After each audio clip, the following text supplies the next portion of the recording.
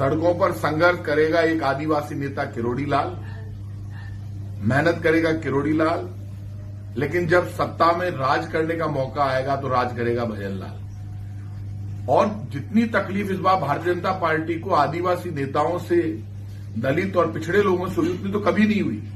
आप मुझे ये बताइए कि अपनी पार्टी में लेकर रहकर इंटरनल आवाज उठाना हर नेता का धर्म है।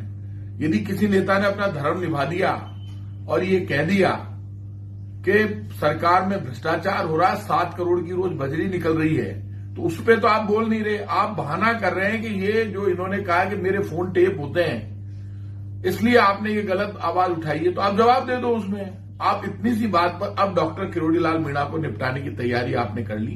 बीजेपी सब कुछ बर्दाश्त कर सकती है, लेकिन बीजेपी के करप्शन पर जब भी कोई उनका नेता उंगली उठाएगा और ये कहेगा कि 7 करोड़ की बजरी निकल रही है और गड़बड़ हो रही है, करप्शन हो रहा है, सब जगह करप्शन हो रहा है, जितने मामले उन्होंने उठाए, तब बीजेपी को सत्ता में आना था। उस वक्त इनके जो मंत्री है आज के डॉक्टर किरोड़ी लाल मीणा, वो बीजेपी के लिए अच्छे थे।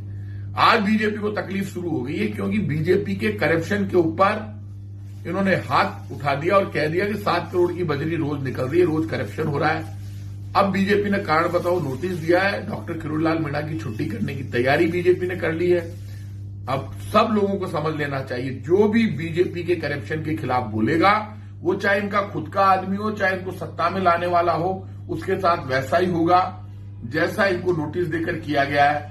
जिस तरह से छुट्टी लालकृष्ण आडवाणी जी की गई, उसी तरह से वो तो फिर भी सम्मान से, अब इनके खिलाफ तो सख्त कार्रवाई की तैयारी बीजेपी ने की है।